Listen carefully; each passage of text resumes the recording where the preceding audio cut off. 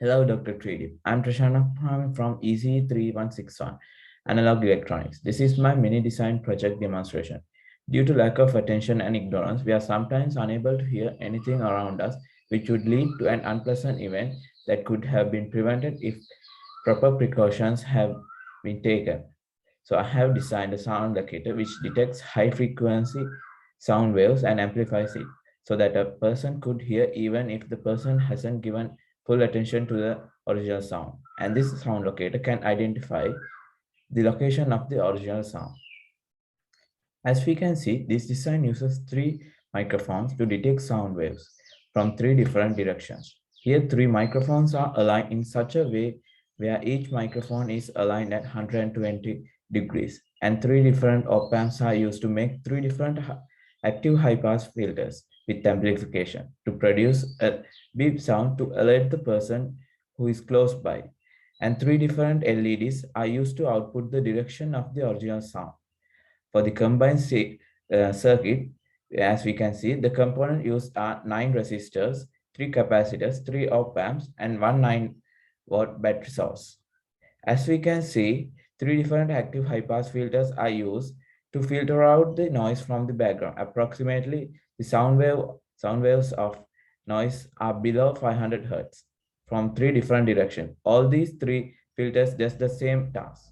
The cutoff frequency of the high-pass filter were calculated using 1 over 2 pi RC, and we got a cutoff frequency approximately equal to 480 Hz.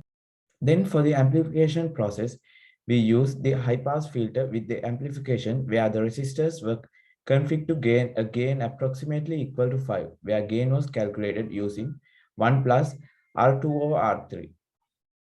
For the output process, I have used three different LEDs for the identification of the direction and three buzzers to notify the user. Now let's do a real-life experiment using LT-Spice simulations. A low-frequency sound file was used which inputs 60 Hz maximum and a high-frequency sound file which inputs 10 kHz minimum.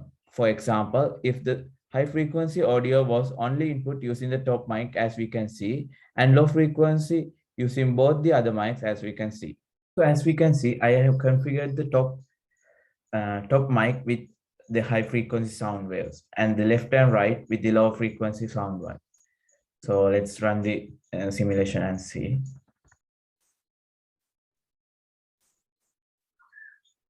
So to verify if the LED is working or not, we can measure the current across the LED. So as our configuration, the top LED and the top buzzer should work, and the left and right LED and buzzers should not work. So if the current across the LED and buzzer are sufficient, it means it works. So let's measure the left LED current and left buzzer current. So as we can see, it's really small, so which verifies that it won't work. So let's measure the current across the top LED and top buzzer. So as we can see, it's between 15 milliamps and 0 milliamp, which verifies that it's working. So let's measure the current across the right LED and the right buzzer. And which we can verify that it also not works, which means it has a small current across it. So using this graph, we can verify that the noise won't turn on the LED or the buzzer. So with that, we can verify all the requirements for a sound locator are fulfilled. Finally, this design can be used for personal use if you are giving less attention to the surrounding, and when reversing a vehicle, if a person shouts, then the driver can be notified easily. So in conclusion, our design satisfies all functional and component related criteria. Our design considerations call so good energy efficiency, low power consumption, high power gain, and low noise filtering, which design delivered. Thank you. This is Krishna Puhan.